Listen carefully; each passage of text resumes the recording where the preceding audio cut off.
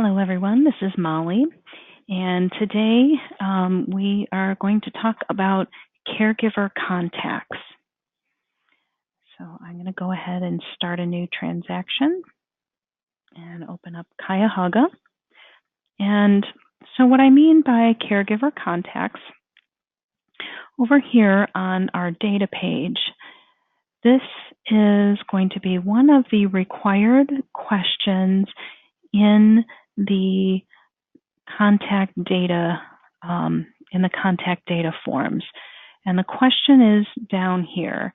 Client mentioned family and or kinship caregiving.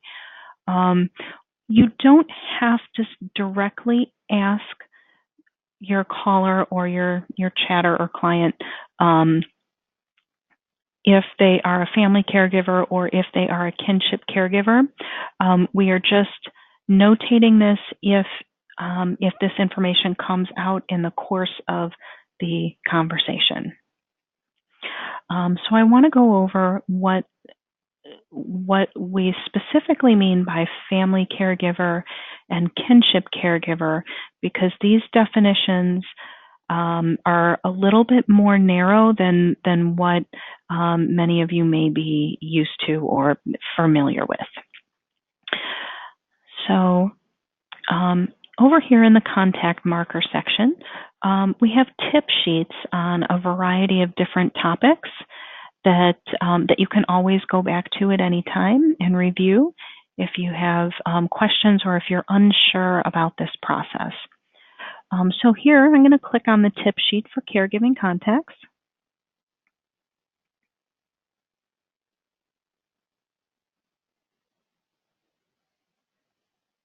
Just took a moment to load up here. All right. And so we must report any instances in which you provide any level of assistance to a client for whom a caregiving relationship is a factor in either their stated or unstated needs, or eligibility for or ability to access services. And this applies to all contacts within Cuyahoga, Geauga, and Medina counties.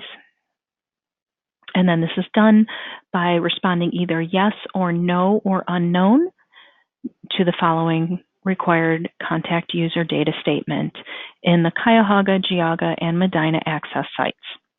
Client mentioned family and or kinship caregiving.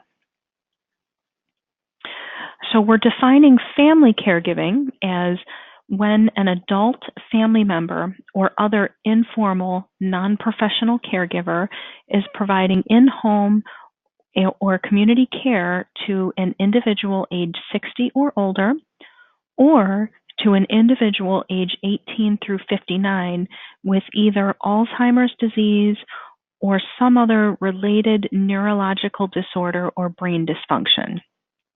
So just to clarify, I may be a caregiver for my brother who is paralyzed from the waist down, but that would not, and did I give an age, who's 50 years old, that would not apply. I would not be considered a family caregiver by this specific definition, even though I really am providing care for a member of my family, because he's under 60 and his disability is not Alzheimer's disease or related neurological brain disorder or dysfunction.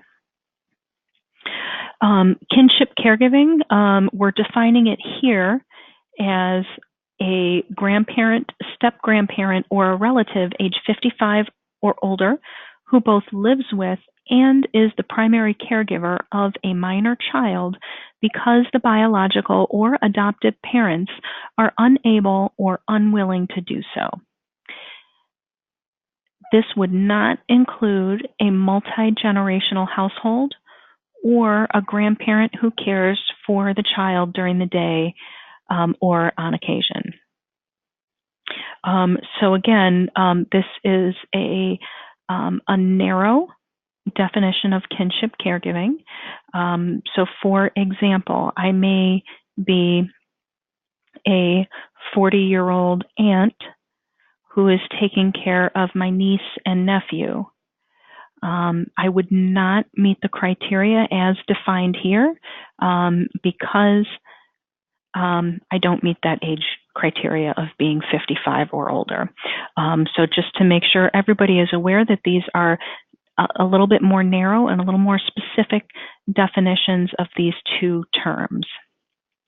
And then please note that the caller does not have to be the caregiver or the person receiving care, but they may also be an individual contacting 211 on behalf of either or both parties.